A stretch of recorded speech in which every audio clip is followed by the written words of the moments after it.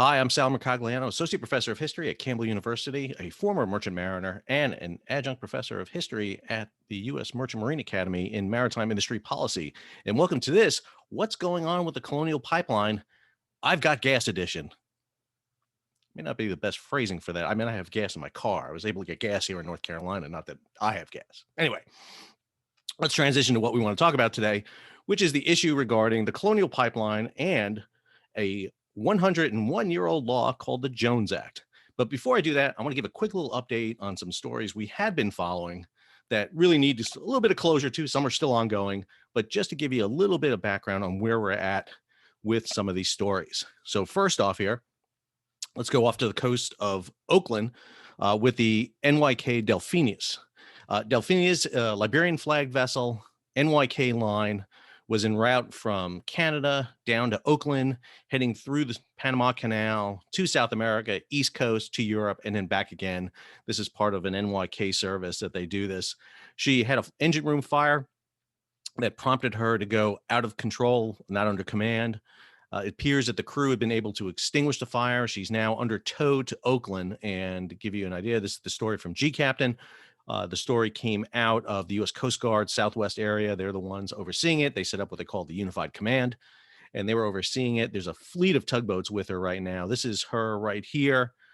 Here's the coast. Here's San Francisco right here in Oakland. She's being towed in there right now. Let's go ahead and zoom in there a little bit on her. You'll see she has a fleet of boats with her right now, about 5 of them that were supposed to be sent out here to give tows to her.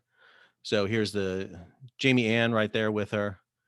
This right here is the Delta Lindsay, Delta Deanna, and right here, the Sarah Averick. And there was another one, the Scorpio, was supposed to be coming out here. But right now, we show her basically moving not under command, 3.5 knots, heading there. Let's see who we got here. Let's see who's on there. She's underway, Jamie Ann. Usually they'll identify the ones that are under towing. Here we go. Sarah Averick towing astern, and then probably over here also Delta Deanna, restricted maneuverability. She's probably also towing astern. And so you'll see the vessels there moving off, heading back to Oakland. Unknown what was the cause of this fire on board. We know it was an engine room fire. We know there's been an outbreak of these engine room fires.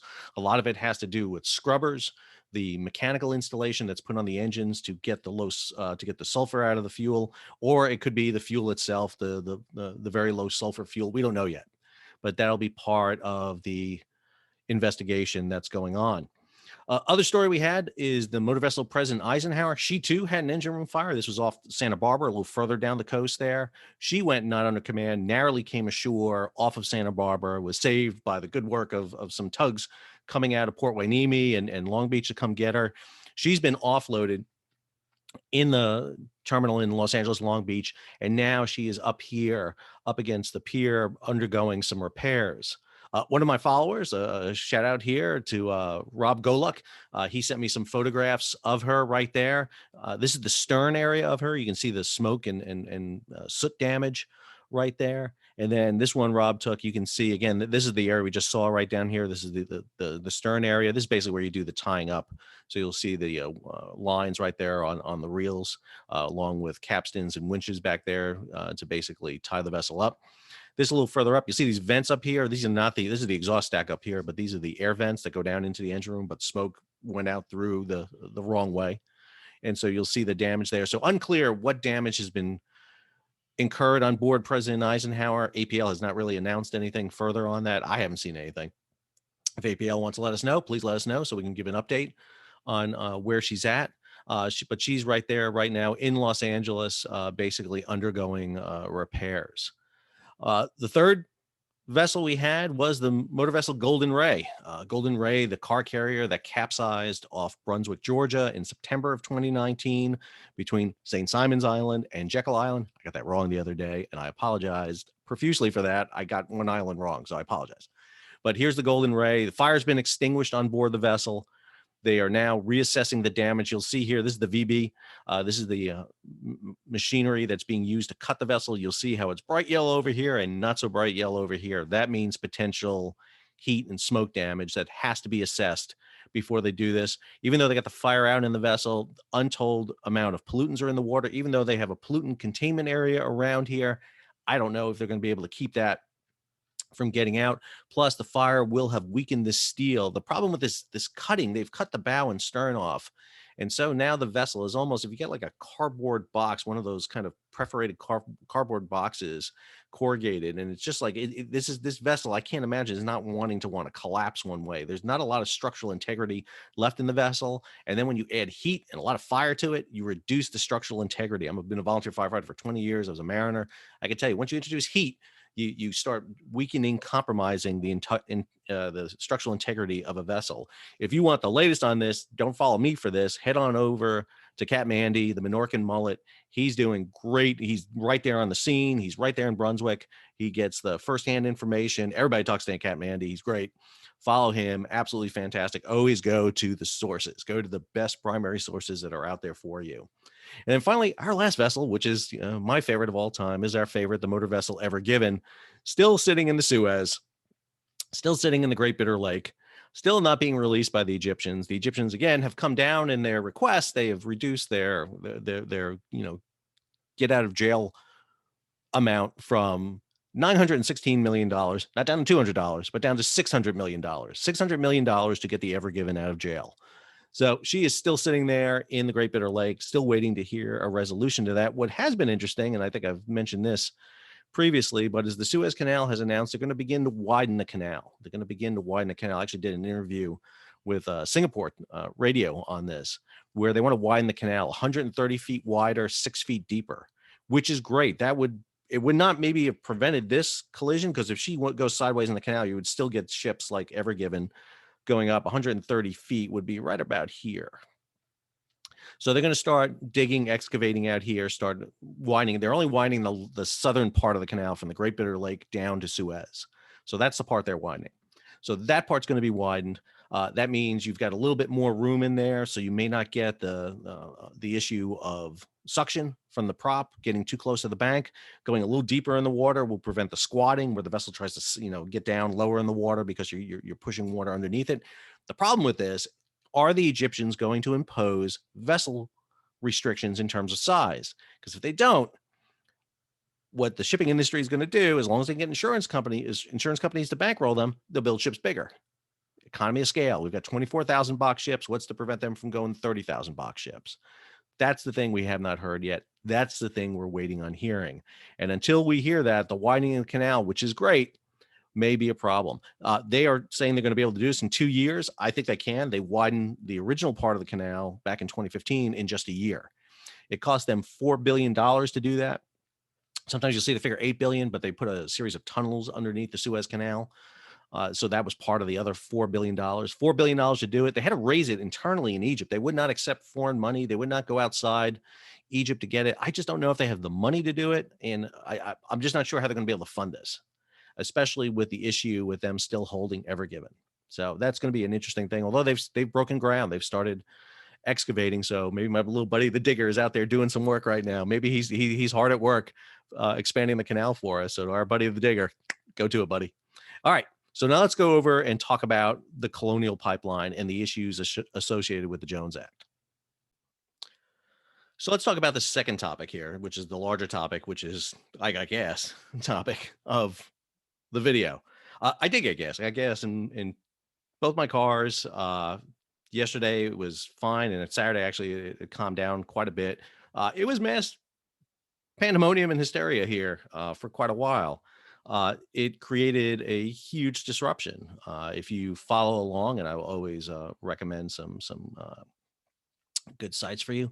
Patrick DeHaan, the gas buddy, he always does a great job of this. This is his latest update as of this morning, 7 a.m. Central Time, showing the amount of outages. North Carolina at 57%. We're no longer number one. DC is up there at 83%. We've been eclipsed by the District of Columbia. But things are starting to return back to normal. And I think that's a good sign. Remember, this happened 10 days ago. Friday, May 7th is when the cyber hit took place, knocked the pipeline offline. Again, didn't damage the pipeline. It knocked out their control systems. I saw somebody on TV here the other day talking about, why are we relying so much on a single pipeline for 45% of our oil. And that first off is wrong. It's not one pipeline. The Colonial Pipeline is actually a series. It's two parallel pipelines in two separate sections. So at most it's 4 pipelines. But most importantly at all, it was an attack on the computer system, not on the pipeline itself. And I will notice this. I went over to the Colonial Pipeline site here for this video to show you this video. And one of the things that came up was a security question. Am I a robot? One of those kind of, capture things that asked me about it. So obviously they're realizing some cybersecurity issues here. So they're definitely coming up here. This is the latest from them. This is their news updates that they've been doing here. This is the update as of Thursday. They haven't updated it since then. But talking about substantial progress, restarting the pipeline, we can now report that we have restarted our entire system and that product delivery has commenced to all markets we serve. Following this restart, it will take several days for the product delivery supply chain to return to normal. Some markets served by the pipeline may experience or continue to experience intermittent service interruptions during the startup. Colonial will move as much gasoline, diesel, and jet fuel as safely as possible, continue to do so until the market returns to normal. And they highlight the pipeline here. And this is what I was talking about, lines 1 and 2, lines 3 and 4, which break right here at Greensboro. But this is the map I like a lot more. This is the Colonial Pipeline map, because one of the things this map shows is also the depots, the storage sites. Again, I can't highlight this enough. We were not out of gas. There was no gas shortage. They disrupted the flow in the pipeline. The storage tanks had fuel. They had reserves in them. What we saw was a run on distribution. It was a run on gas stations. I mean, akin to 1929 run on the banks. It's a run on gas stations. And the issue in distribution wasn't the pipeline being down. It was trucks and drivers and getting the fuel from the depots to the stations. Stations assume a normal consumption level. They get deliveries based on those normal consumption levels. If everyone runs to a gas station and fills up every car they have to full capacity and ancillary containers, everything that you're supposed to use, and always put gas in approved containers. Do not put them in Tupperware. Do not put them in anything else. But when you go above that capacity, you're going to put a strain on distribution, not on really the supply side. And I think that's the key thing. What we were doing was overtaxing trucks and drivers to do it. Now they waive that. They try to fix that a little bit by giving drivers more time, going from 11 to 14 hours. I don't think that's great, in my opinion. I don't think we really want tired truck drivers driving diesel fuel and jet fuel around. I think the smarter move would have been to limit consumption, maybe slow things down, prevent people from filling every last container they have. There are people who need to fill gas containers. They need them for their work. I understand that. But there's a couple of things that I think are missing. So first off, what's the criticism have been? Well, criticism has been right off the bat. A series of op-eds have been out time and time again. Here's the Wall Street Journal. The Jones Act strikes again. Here is one from Reason. America's shipping laws make the gas crisis worse. And then here is McClintock and Lee, two senators. Representative Tom McClintock from California, Republican, and Senator Mike Lee from Utah introduce a bill to repeal the Jones Act. Obviously, the entire situation was caused by the Jones Act. If you read these things, you would think that the entire situation was caused by the Jones Act and not because, I don't know, that there weren't trucks and drivers sufficient to get fuel from the depots to the stations. Because if we had repealed the Jones Act, and again, this is this 101-year-old law that requires that U.S. coastal shipping be U.S. built, U.S. owned, U.S. flagged, and U.S. crewed, that would have solved the problem. Because if tankers had been able to pull into Charleston, Savannah, Wilmington, Norfolk, Baltimore with fuel loaded to the gills, that would alleviate the problem. But it wouldn't. Because then what you have is a situation where now the fuel is in ships, and now you still got to get it off the ships to the gas stations. There were sufficient trucks to do both of these? No, there weren't sufficient trucks to handle the crisis caused by the mass run on distribution. And so the argument here is the Jones Act. And I want to go into detail about the Jones Act. As a matter of fact, what I will do is link over to an article that I have done on the Jones Act previously. And if you want to read it, you're more than welcome to do it. I've had two I would recommend. The first one I'd recommend is in the pages of the National Maritime Historical Society's Sea History magazine. This is issue 169, A Century of the Jones Act. And I'll have a link in the show notes so you can take a look at it. But I basically talked about the 100-year, basically the history of the Jones Act, where it came from, the legislative process behind it, what it's done over the past 100 years, and what's the situation today with it. So you can read that and get my take on it. I also link over to the op-ed pieces I listed here so that you can look at what the criticism of it is. Again, I want to provide a balanced approach. Again, the best thing I can do is provide you all the evidence and let you make the decisions to it. Something I might add that people who oppose the Jones Act rarely do in their criticisms. They tend to be a little bit nasty at times. I have to say, I get a lot of nasty notes and comments from them. It's really uncalled for. We can be civil and have discussions. The other article I'll recommend is this one. I wrote this on the anniversary of the Jones Act on GCAP, 100 years of the Jones Act. Here's to another 100 years. Talking about, again, why the Jones Act is important, my context. Again, it's my perspective using my research and history, and I take a national security view of that. And so that's there for you to take a look at. So feel free to go ahead and take a look at those, or don't take a look at them. It's up to you, whatever you want to do. But let's go to the stories that are here. So I wrote this op-ed a couple of days ago on whether or not there should be a waiver of the Jones Act. And basically what I said is, first off, we should exhaust all U.S. possibilities first, use the U.S. flag fleet, both tankers and articulated tugs and barges. We have a large tug and barge fleet in the United States, and we should go in there and use that fleet to its full capacity. And one of the things that I was really shocked about, and I will say this again, is on Friday, May 7th, when the pipeline goes down, why there wasn't an immediate assessment of what was available to support the pipeline should it be down. We didn't know how long it was going to be down. We did not know Colonial will pay $5 million or how many Bitcoins they paid to DarkSide, the evil Russian hacking group, which apologized too for the attack, which I always find, computer hackers that are apologetic are very funny to me. But again, sorry, didn't know we would disrupt your entire economy. Yes, they did. That's why they wanted $5 million.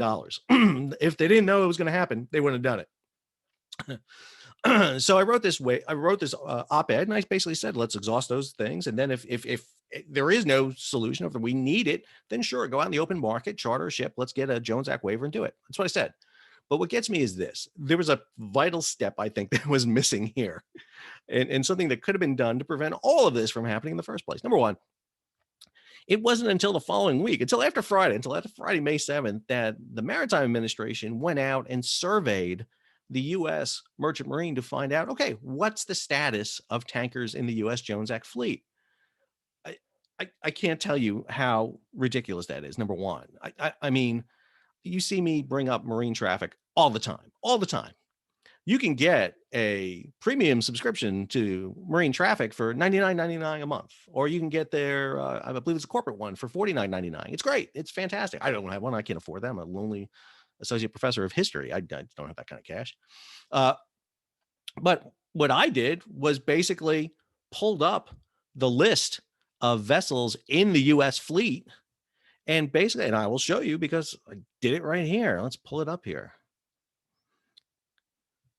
Pulled up the list from the Maritime Administration's website, and I apologize for being a little small, but I'll make a copy of this and provide it for you. I pulled this up from the Maritime Administration website. It has a search engine on it so that I can hit Jones Act eligible. I can take out all the non-Jones Act vessels. I can sort them by tanker, got all the other vessels out, and then I can sort them by operator. Boom, there you go. Figured it out right there for you. There it is, right there in front of you. 57 tankers that are available. Then I went on to marine traffic, and this took me all of 15 to 20 minutes probably to figure out where everybody is, And what you'll see, what I did right here on the spreadsheet is I basically, and I did this I did it originally back when it initially happened, but I also did this last Friday. So I did this just this past Friday, which was May 14th or 13th, 14th. I did it. So I did on May 14th and identified where everybody is. So the ones in red are on the West Coast. They're doing the fuel lifts from Alaska down to California and along the Pacific coast there and out to Hawaii and everything. So that kind of takes out all the Western tankers right there. And the exact number of those are, hang on, I forgot to pull that up. So of the 57 tankers out there, 22 are on the West Coast or transitioning over to the West Coast. One was actually heading through the Panama Canal, heading over to the West Coast. That takes 22 out of the 57. That leaves you with 35. That leaves you with 35 tankers that are available on the Gulf and East Coast to do operations. Two of them are overseas, and one's in the Bahamas, one's in Mexico. I'm not sure if they're in the shipyard or delivering or picking up or what they're doing there, but one's in the Bahamas, one's in Freeport, one's in Veracruz out there. And then I, very quickly put together a quick little sheet here, which basically identified two were, and this is as of Friday the 14th, two were heading from the Gulf to the East Coast. One was heading from the East to the Gulf Coast. Three were heading from Florida to the Gulf Coast. And then 8 were in between the Gulf Coast and Florida. Florida is not on the Colonial Pipeline. And so there's a big shipment of oils that go into Tampa and Port Everglades typically. And you'll see that on this chart here, where they're going in between Tampa, Port Everglades, Jacksonville, for example. So they deliver the fuel directly to there. The ones up to the East Coast tend to be up in the New York or the Delaware River area. That tends to be crude oil going up there to the refineries up there. You don't move crude oil through the Colonial Pipeline or the Plantation Pipeline for that matter. So you got to ship the crude oil up there to go do it. But what I did find out, which I found, again, a little interesting right here, there was 2 tankers sitting there in Florida without destinations listed, and there was 9 on the Gulf Coast. 9 of them on the Gulf Coast. And again, you can see them right here. So, you can see these vessels right here that were sitting there without basically orders. Or again, I don't have access to what they're slated to carry or not, but there's 9 of them sitting there. I should also mention that there's 8 of them that are out of service and laid up. You'll see them here in Norfolk. You'll see them down here in Texas. But quite a lot of them are laid up. And again, this happens a lot in the tanker industry. When the tanker market got depressed, which it did this past spring, after the big glut of oil and gas storage that happened back during COVID, when the market slows down, you start bringing tankers out of service. You lay them up. You take the crew off them. You put them on an anchorage or you put them on a dock, and you lay them up and you pull the crew off. Why on Friday, May 7th or Saturday, May 8th, MARAD doesn't contact OSG and Crowley, who have these vessels, and sit there and say, hey, go ahead and start crewing up 2 of these ships, have them on standby in case we need them. Or better yet, why are these vessels not under charter to the U.S. government to be able to be used as floating depot? If you're going to lay them up, load them up with gasoline, put a small crew on them, a reduced operating crew, much like we do with the Ready Reserve Force, put a crew of 8 or 9 on board. The government pays Crowley or OSG or whoever's tankers these are to be on standby so that when this crap happens, and I apologize for the language, but it is crap. But when this happens, you have gas and jet fuel on standby to be able to use. It gets even worse than this, in my opinion.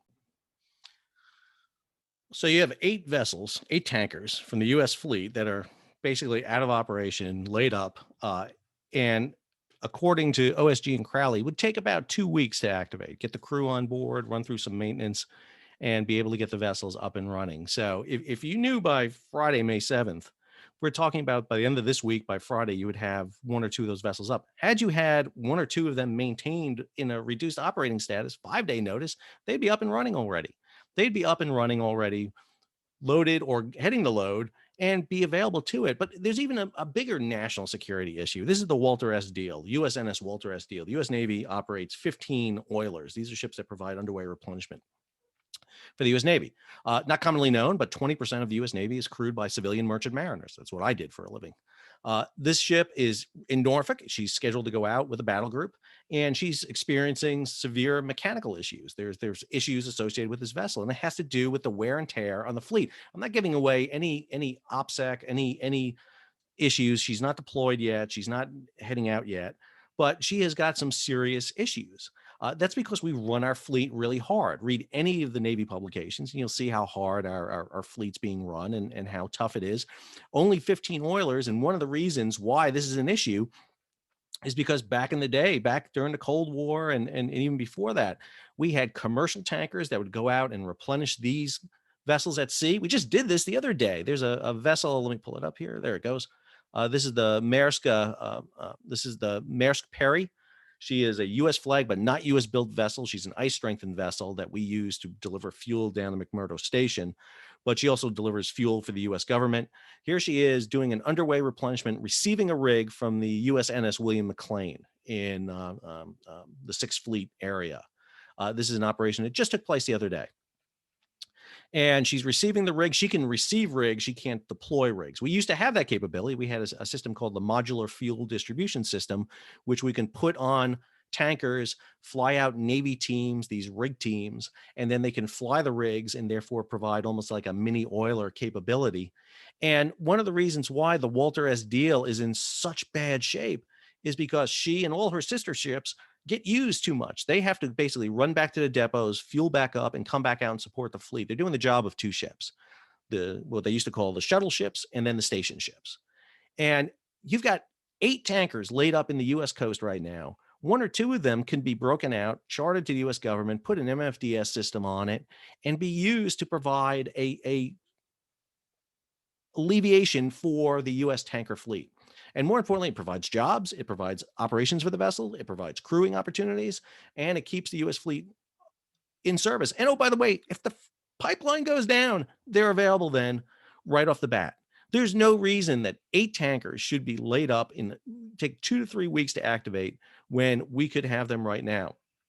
And again, this goes to an even larger problem. This is the 2020 MSC year-end report, Military Seal of Command year-end report. This is their distribution. They've basically cut this thing down to, used to be back in the day, it was full of data and everything like that. Not that much in it anymore. But this is their dry cargo and petroleum movement. I want to come down here to their petroleum movement. Right here, total petroleum transported. This is for the entire Department of Defense, 24.2 million barrels.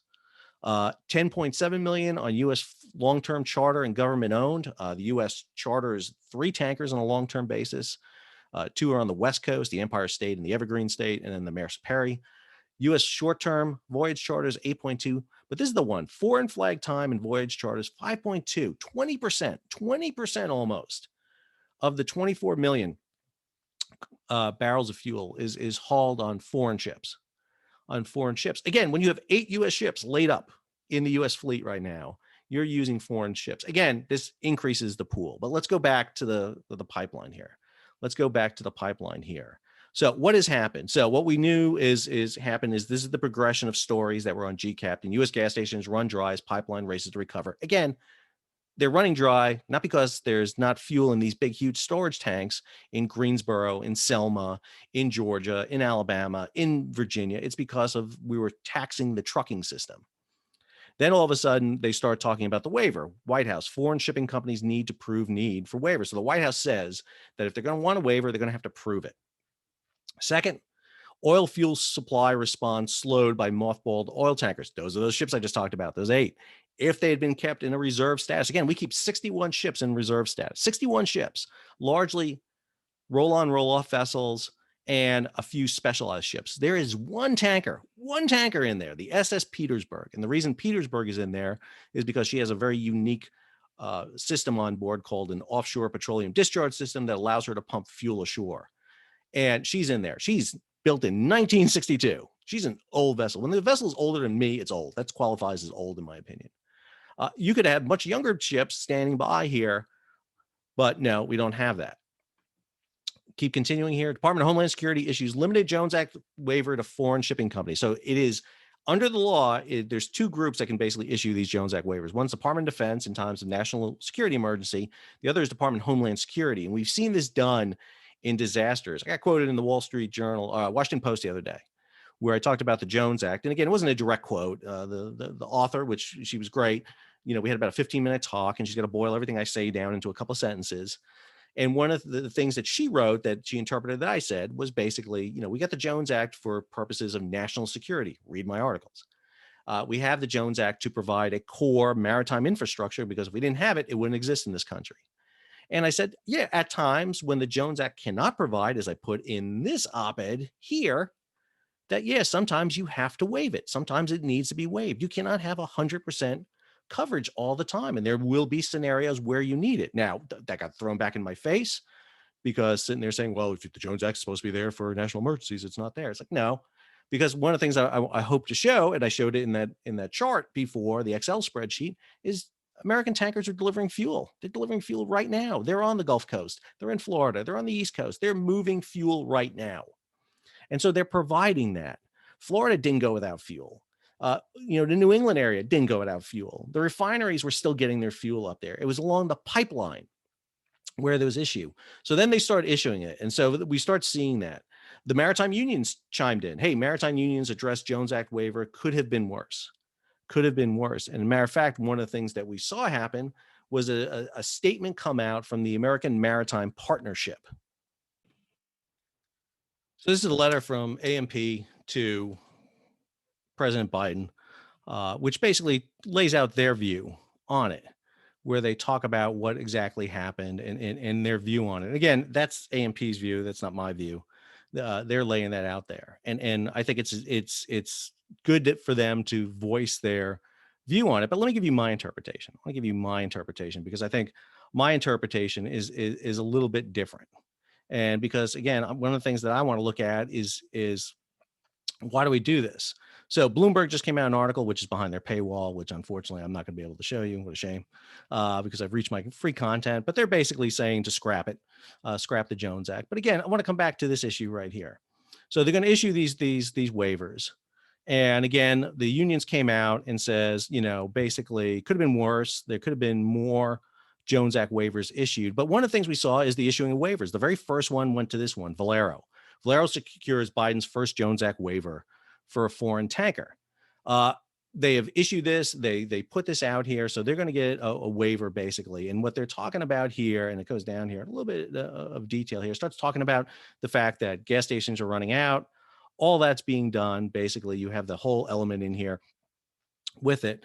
The Maritime Mission completed a survey of available Jones Act compliant tankers on Tuesday, though the results have not been made public. Again, Tuesday. It's Tuesday. Again, it took me 15, 20 minutes to do a survey of Jones Act available tankers. Not, and I hadn't even tugs and barges.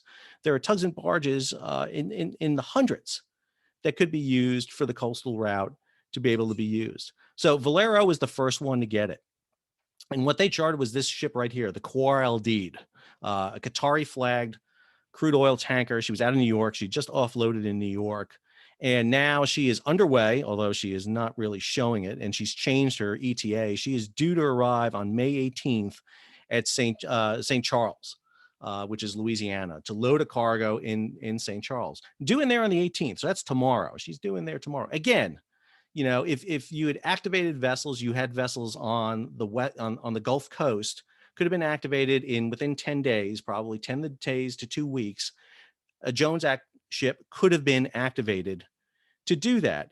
And the reason I'm saying this right now is because when you look at what MARAD did, I don't have this one. I don't have the Valero one, but I have these. These are the notices that were sent out by basically MARAD, and I'll show them to you. These are by emails. I cleaned them up just so it doesn't have who I sent them to, but this came out of MARAD. This is from Mark Williams at MARAD. Urgent market survey due 3 p.m. today. Notice he sends this out on May 13th. Again, May 13th, that is a Thursday. Yep, Thursday at 1:43 p.m. So this is due by 3 p.m. So you have an hour and 17 minutes to respond. Marathon International needs assistance transporting gasoline from Mount Airy to New York. And then they provide the details here. Again, no later than Thursday today. Answer via, and then here are the details for it. 900,000 barrels of oil. Available loading date is May 12th, so it's already there. It needs to be loaded by May 19th. Required delivery date to be determined, unknown, and it's going from Mount Airy, Louisiana to New York. And this is one of 4 that was provided. Here's the second one. This is actually a second one from George Warren. Let me pull that first one up so we can go in order here. Let's see. I think it's this one here. Oh, here's the Citgo one. This is the actually one that was awarded. This is the second one that was awarded. Second waiver was given was the Citgo one. Same thing. Out at 1:20 here. Needs a response by 3 p.m. Want to load 160,000 barrels of jet fuel, 125,000 barrels of gasoline, 15,000 barrels of ultra low sulfur fuel from Lake Charles, Louisiana to Linden, New Jersey. This is the second waiver, by the way. Valero got the first one. They're moving it. This is the second one. I'll show you what ship is doing this in a moment. But this is the second one right here. Let me make sure this is showing just to be sure here. Let's stop the share. I'll make sure I'm showing this correctly for you. Let's see, make sure that's being shown correctly. Here we go. So this is the Citgo one right here. Again, this is showing you the what is being basically done right there. Again, I should also mention that Citgo is owned by 100% by the Venezuelan oil companies, by the state-run oil companies of Venezuela. That's Citgo. So that's who they are right there. And again, I have all of these right here. Let's go ahead to this here. Let's see. Let's share here. There we go. So here's the Citgo one. Let's pull up these other ones right here. So let's go this one here. This is the George Warren. This is the first one here that was issued for George Warren, looking at 300,000 barrels of gasoline stock coming out of Houston, Texas to the Atlantic coast. Required shipping day, May 14th through the 18th. So you've got that one right there. This one right here, this is the this is Citgo one. Sorry, I had that one already. Let's go over this one. This is the second George Warren one right here. 300,000 barrels, required shipping day by May 21st from New York Harbor. This is coming out of New York now. They want to get this out of New York and bring it down to Wilmington, North Carolina, and bring it down to Wilmington for that. What we know, and again, we'll come back to this here. Let's go ahead and shut those down. Make sure my sharing is going on here. So we know that the Quarrel deed is heading right there for St. Charles. We see that it changed recently, heading over. They issued the second waiver. Again, this is the second waiver that was issued. This is the one that goes, disapproves the second waiver. Secretary Mayorkas go ahead and approved it. The company in this one hasn't been told. We learned about Valero in this one. But again, here it goes. We find out that it's Citgo is going to get that second waiver, talking about bringing it from Lake George, Louisiana to Linden, New Jersey. That's the waiver right there. And again, the vessel that we have been told, at least I've been told, it's this one right here, the Agio Fendendis. It's in Freeport right now. She'd come out of Provincetown from Rhode Island. She's sitting there right now off of Freeport, supposed to go to New York, load in New York, and then head down to Wilmington and discharge. My question is this, and again, I'm going to come back to this and kind of wrap this all together. If you need the Jones Act to move fuel in case of an emergency, then fine. Then waive the Jones Act and go ahead and do it. My question is, why are these ships moving fuel under the Jones Act right now? Because number one, the pipeline is back up and running. It doesn't do anything, in my opinion. Again, prove me wrong. You know, if you pull a ship into Wilmington, North Carolina, and one into the East Coast of the United States, how does it alleviate the situation of a fuel shortage? For example, in DC, can't get up into DC that way. DC is serviced by the Colonial Pipeline, which is up and running again. The issue here is trucks and drivers. It's not that we need to waive the Jones Act. And all these critics of the Jones Act, which is fine. If you want to critique the Jones Act, you can critique the Jones Act, but understand what they're critiquing the Jones Act for is cost. They want to get foreign-built vessels because foreign-built vessels are cheaper, because 94% of the world's foreign-built vessels, or 94% of all vessels, are built in 4 countries: China, Japan, Korea. They do 90%, and then the other 4% is in the Philippines. The rest, 6%, is spread out around the world, with not one country having over 1%. So they will tell you, well, we'll get it built in NATO allies. Well, NATO allies don't build that many vessels. They're built in China, Korea, and Japan, and they are in a war between each other to outbid, outsource, and undercut each other. They are dumping massive amounts of money into that. China is heavily subsidizing that. That's how the Chinese Navy is so big, because they've built up their shipbuilding industry because of their commercial outlays. Korea and Japan, I understand those 3 countries do not get along.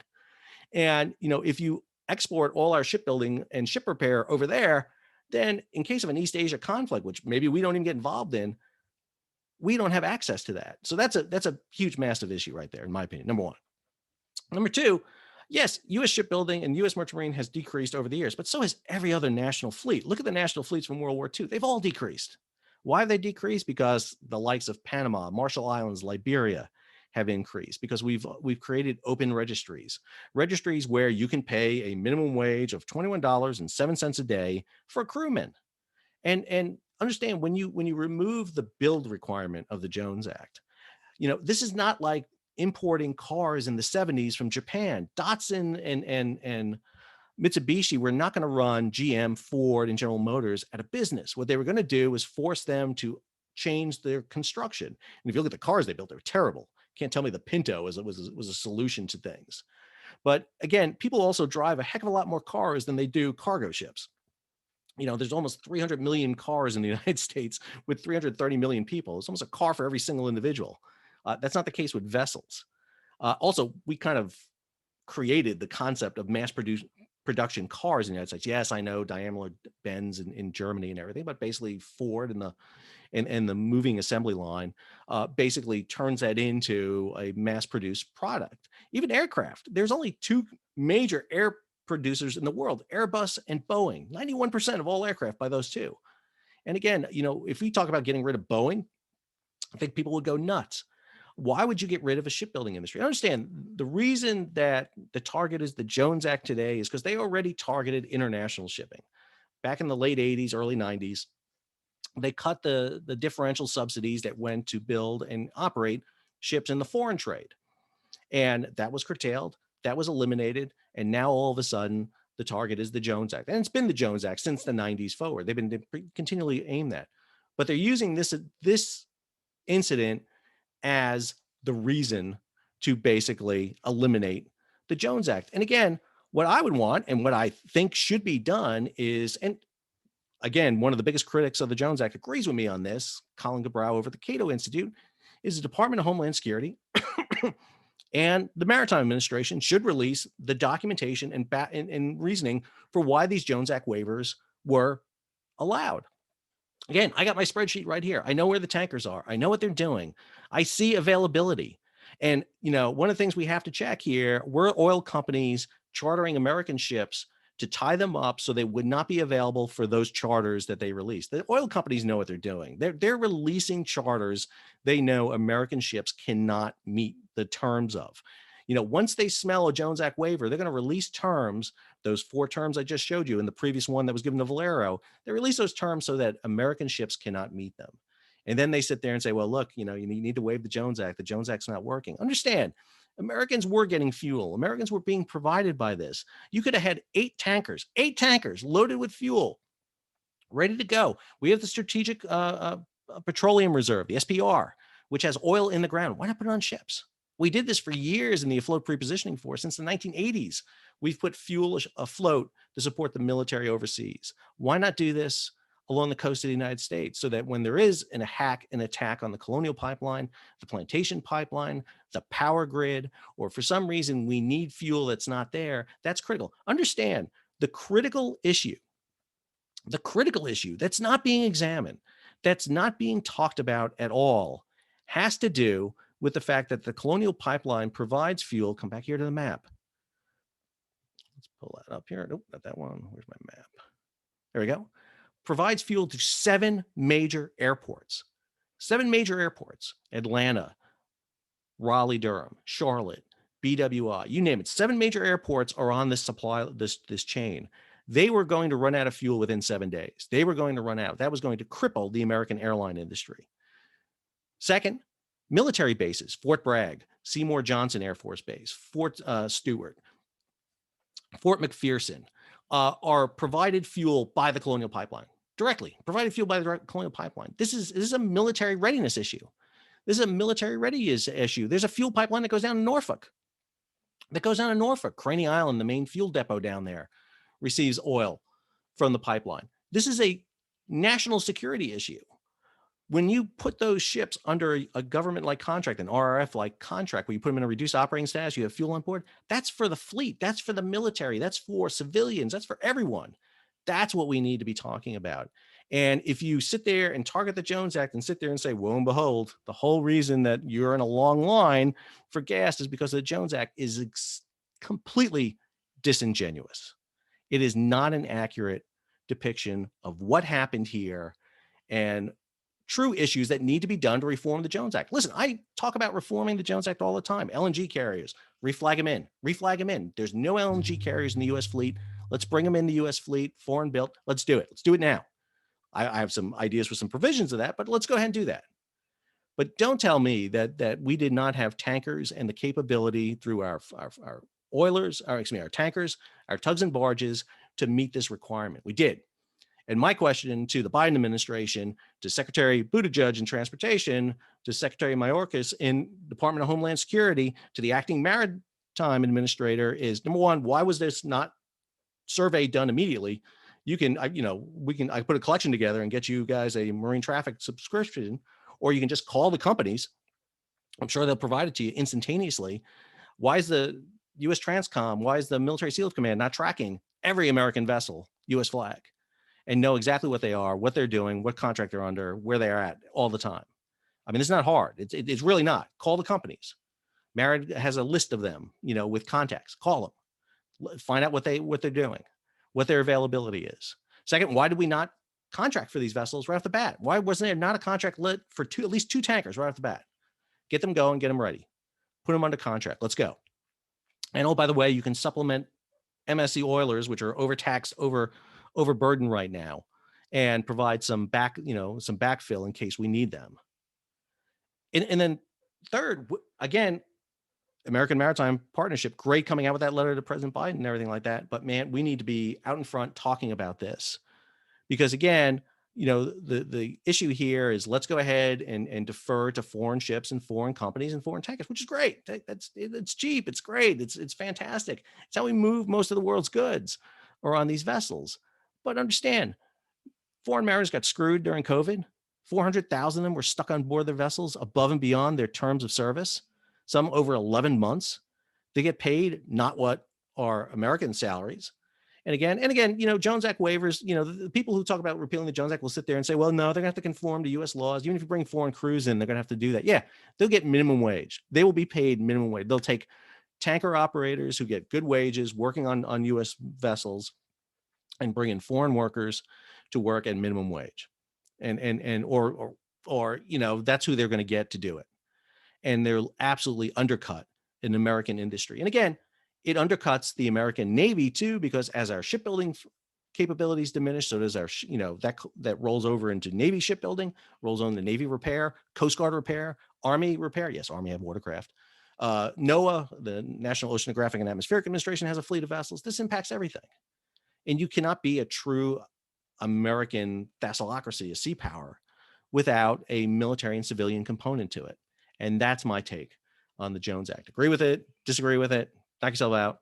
I'm sure I rattled some cages. That's fine. I'm all for it. If you have some comments, please leave them in the show notes.